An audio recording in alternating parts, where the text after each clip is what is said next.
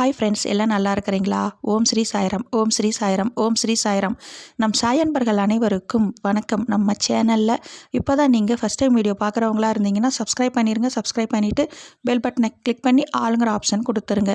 அப்போ தான் நான் போடுற பதிவு உங்களுக்கு உடனுக்குடன் நோட்டிஃபிகேஷனில் வரும்.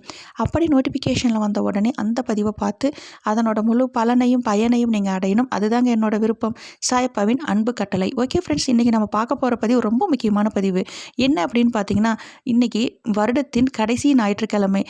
வருடத்தில் நம்ம இவ்வளவு கஷ்டங்கள், மனிதனாக பிறந்துட்டு படக்கூடாத அனைத்து கஷ்டங்களும், துன்பங்களும், துயரங்களும், கேட்கக்கூடாத வார்த்தைகள், திட்டுகள், அதே போல் மனிதனாக பிறந்துட்டு இவ்வளவு துன்பங்களை அனுபவிச்சுட்டு இருக்கிறோமே அப்படின்னு தினம் தினம் மனவேதனையில் அழுது புலம்புனீங்க இல்லைங்களா?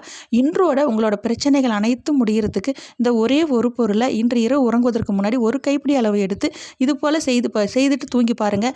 நாளைய விடையில், அதுவும் அற்புதமான புது வருட பிறப்பு ஜனவரி 1 உங்களுக்கு உங்கள் வாழ்க்கையில் அற்புதத்தை நிகழ்த்துவார் நம்ம சாயப்பா. அவ்வளவு அற்புதமும் சக்தி நிறைந்த பொருள் இது. இந்த பொருள் என்னென்னு பார்த்தீங்கன்னா, கண் டிஸ்டிக்கு, அதே போல் இந்த தீய சக்தி, போட்டி, பொறாமை, நம்மளோட செல்வ வளர்ச்சிக்கு அனைத்துக்கும் விளங்கும் அற்புதம் நிறைந்த பொருள். என்ன பொருள்னு பார்க்கும்பொழுது கல் உப்புங்க. உங்கள் கையால் ஒரு கைப்பிடி கல் உப்பு எடுத்துக்கோங்க. வீட்டில் இருக்கிறவங்க அனைவரையும் கிழக்கு முகமாக உட்கார வச்சுக்கோங்க.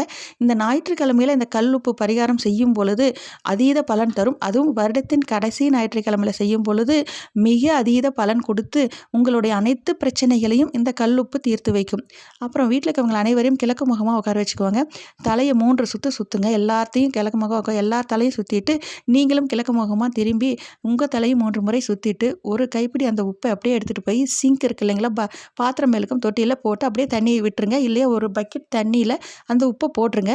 அதுக்கப்புறம் உப்பு காணும் அந்த தண்ணியை கீழே ஊற்றிடுங்க. இப்படி கரையும் பொழுது உங்கள் துன்பங்கள், துயரங்கள் அனைத்தும் விலகிரும். ஓகே ஃப்ரெண்ட்ஸ், இதே போல் கடைப்பிடிங்கள். அப்படி நீங்கள் கடைப்பிடித்தால் உங்கள் வாழ்வில் இனி அனைத்தும் வெற்றியே.